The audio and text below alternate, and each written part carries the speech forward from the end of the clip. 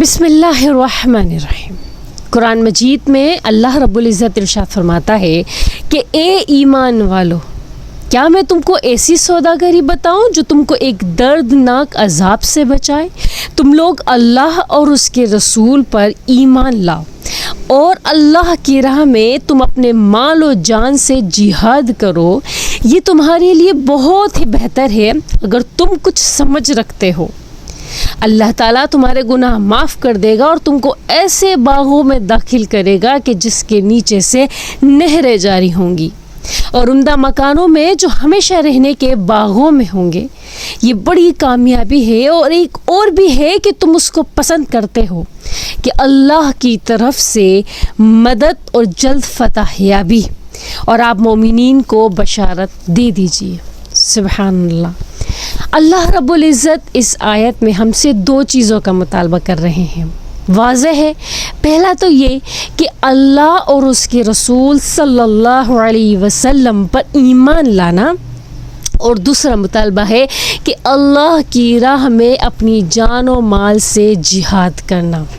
تو اس سے اللہ تعالیٰ نے ہمیں دو چیزوں کی ضمانت دی ہے۔ پہلا تو یہ کہ شہید ہونے کے بعد یا مرنے کے بعد کہ اللہ رب العزت ہمیں ایسی جنت میں داخل کریں گے جس کے نیچے سے نہریں جاری ہوں گی، جو ہمیشہ کے لیے ہوگی، ابدی ہوگی، جس میں صرف اور صرف خوشیاں، راحت اور سکون ہی ہوگا۔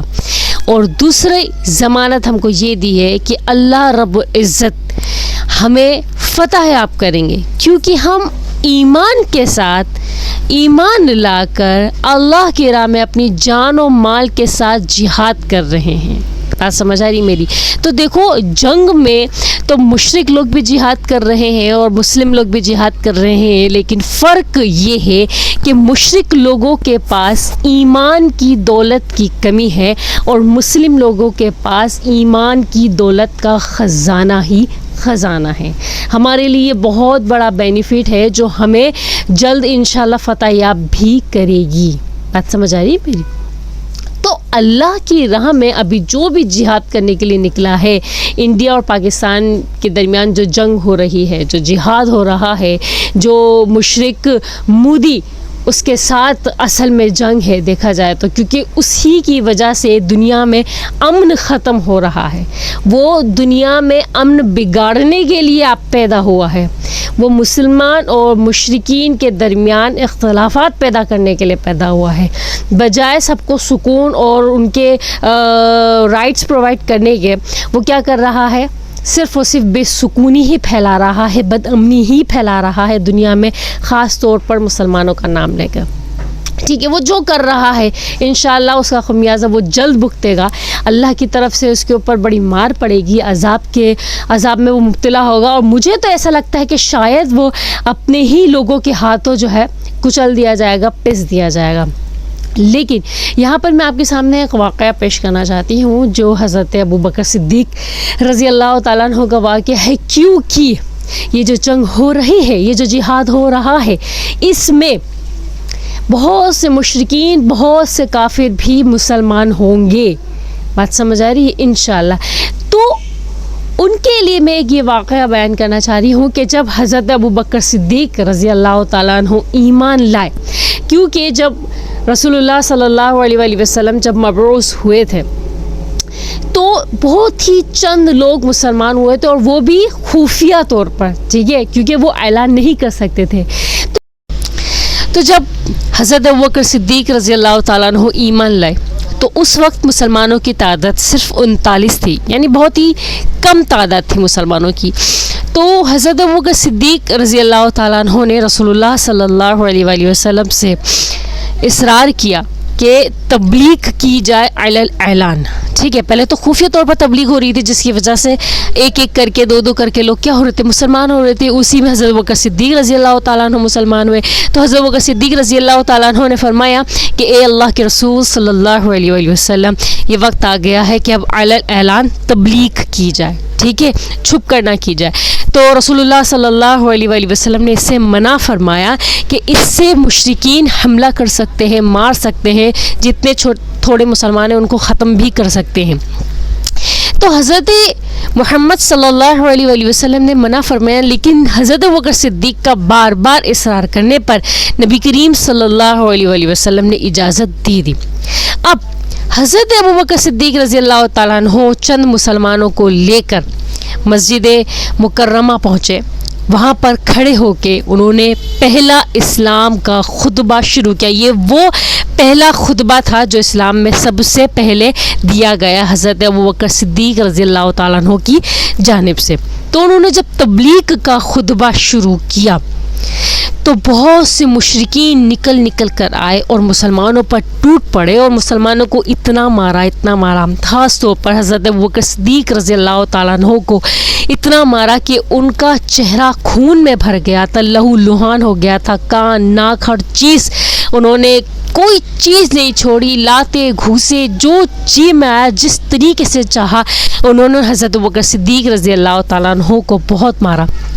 لیکن جب یہ خبر حضرت ابوبکر صدیق رضی اللہ تعالیٰ عنہ کے قبیلے پہنچی، جس قبیلے میں حضرت ابوبکر صدیق رضی اللہ تعالیٰ عنہ رہتے تھے بنو تیم میں، تو جب بنو تیم کے باشندوں کو یہ خبر پہنچی کہ آپ کے قبیلے کا ایک باشندہ مشرکین کے ہاتھوں مار کھا رہا ہے، تو وہاں کے لوگ فوراً دوڑ کے آئے اور حضرت ابوبکر صدیق رضی اللہ تعالیٰ عنہ کو لے کر بحفاظت بنو تیم پہنچے۔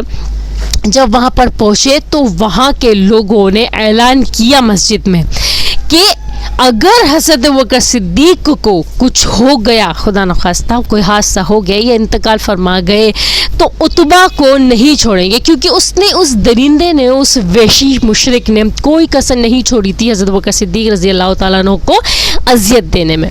بہرحال تو حضرت ابوبکر صدیق رضی اللہ تعالیٰ عنہ کی حالت اتنی ناساز تھی کہ سارا دن بے ہوش پڑے رہے، ان کو آوازیں دیتے رہے، ان کو ہلاتے رہے، ان سے بات کرتے رہے، لیکن ان کے منہ سے ایک لفظ نہ نکلتا تھا۔ کیونکہ وہ تکلیف کی شدت سے بے ہوش تھے۔ جب شام ہوئی تو ہلکے سے وہ ہلے اور ہلتے ہی ان کے منہ سے نکلا کہ رسول اللہ صلی اللہ علیہ وآلہ وسلم کا کیا حال ہے۔ تو جو بنو تیم کے جو مشرک تھے، جو ان کے قبیلے کے لوگ تھے، ان کو ظاہر سی بات ہے غصہ آ گیا کہ بھائی ایک تو پورا دن ہو گیا بے ہوشی کی حالت میں، انہی کی وجہ سے پڑے ہوئے تھے، نعوذ باللہ، آپ صلی اللہ علیہ وسلم کی وجہ سے، کیونکہ آپ صلی اللہ علیہ وسلم کی تبلیغ کی وجہ سے وہ مسلمان ہوئے تھے، تو ان کی وجہ سے تم اس حالت میں پہنچو اور جیسے ہی تمہیں ذرا سا ہوش آتا ہے تم انہی کے بارے میں خبر لیتے ہو۔ بہرحال تو وہ وہاں سے لوگ جانے لگے۔ اب ان کا صرف ایک ہی مطالبہ تھا کہ حضرت محمد صلی اللہ علیہ وآلہ وسلم کا حال بتا دے کسی طریقے سے۔ اب ان کی والدہ وہ بھی مشرک تھی، تو ان سے رہا نہیں گیا کہ وہ کیا کریں، تو ان سے رہا نہیں گیا کہ وہ آخر کیا کریں، کیونکہ ان کو تو معلوم نہ تھا۔ انہوں نے اپنے بیٹے سے کہا، ابوبکر صدیق رضی اللہ تعالیٰ عنہ سے کہا کہ میں کیا جانوں کہ محمد کا کیا حال ہے، اب میں تو نہیں جانتی۔ تو انہوں نے کہا، حضرت ابوبکر صدیق رضی اللہ تعالیٰ عنہ نے فرمایا کہ آپ ام جمیل کے پاس جائیں، جو کہ حضرت عمر رضی اللہ تعالیٰ عنہ کی بہن تھی، وہ بھی مسلمان ہو چکی تھی، ٹھیک ہے نا۔ تو آپ ان کے پاس جائیں اور ان سے کیا کریں، رسول اللہ صلی اللہ علیہ وآلہ وسلم کی خبر گیری لیں۔ تو جب حضرت ابوبکر صدیق رضی اللہ تعالیٰ عنہ کی والدہ جب ام جمیل کے گھر پہنچی تو ان سے پوچھا کہ رسول اللہ صلی اللہ علیہ وآلہ وسلم کا کیا حال ہے، تو انہوں نے نہیں بتایا۔ ان کو لگا کہ یہ تو مشرک ہے، ہو سکتا ہے مجھ سے کہ انفارمیشن نکالنا چاہتی ہو۔ تو حضرت ابوبکر صدیق رضی اللہ تعالیٰ عنہ کی والدہ نے پوچھا کہ حضرت ابوبکر صدیق کی حالت بہت خراب ہے اور وہ صرف اسے محمد صلی اللہ علیہ وسلم کی حالت کے بارے میں دریافت کر رہے ہیں۔ تو انہوں نے بولا کہ دیکھو تمہارے بیٹے کی تکلیف کا سن کے مجھے بہت رنج ہوا، تو چلو میں بھی ان کو جا کر دیکھ لیتی ہوں، بہرحال میں نہیں جانتی وہ کہاں ہیں۔ تو جب حضرت ام جمیل رضی اللہ تعالیٰ عنہ حضرت ابوبکر صدیق کے پاس پہنچی تو انہوں نے اشارہ کیا کہ تمہاری والدہ بھی سن رہی ہیں، میں کیا جواب دوں؟ تو انہوں نے کہا کہ تم بتا دو۔ تو انہوں نے کہا کہ وہ ارقم رضی اللہ تعالیٰ عنہ کے گھر ہیں اور بالکل صحیح سالم ہیں۔ تو حضرت ابوبکر صدیق رضی اللہ تعالیٰ عنہ نے فرمایا کہ میں قسم کھاتا ہوں میں اس وقت تک کوئی اناج منہ میں نہیں ڈالوں گا جب تک میں حضرت محمد صلی اللہ علیہ وآلہ وسلم کو نہ دیکھ لوں۔ بات سمجھ آ رہی ہے؟ تو پھر ان کی والدہ بے چین ہو گئی، بے قرار ہو گئی کہ ابھی میں کیسے لے کے نکلوں ان کو، کیونکہ ابھی تو چہل پہلے لوگ آ رہے ہیں جا رہے ہیں، بنو تیم کے لوگ دیکھنے آ رہے ہیں جا رہے ہیں۔ تو جب رات کافی ہو گئی، سناٹا ہو گیا، تو حضرت ابوبکر صدیق رضی اللہ تعالیٰ عنہ کو لے کے ان کی والدہ حضرت ارقم رضی اللہ تعالیٰ عنہ کے گھر پہنچی تو جب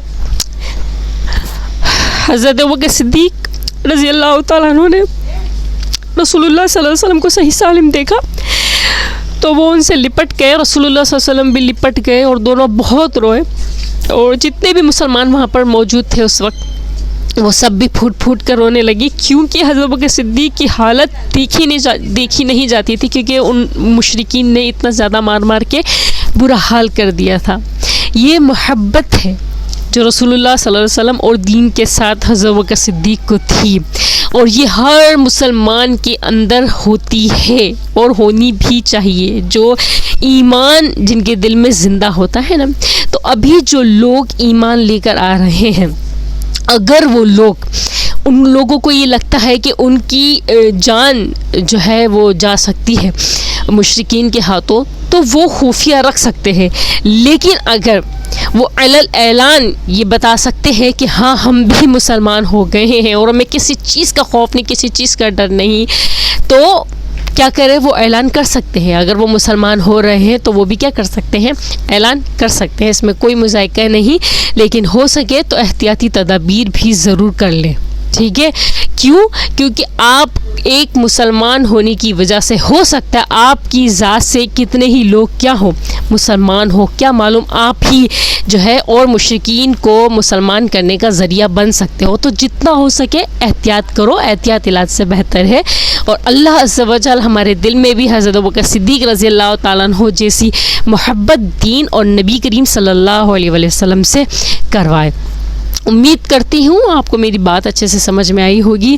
جزاکم اللہ خیرا، احسن الجزاء فی الدارین۔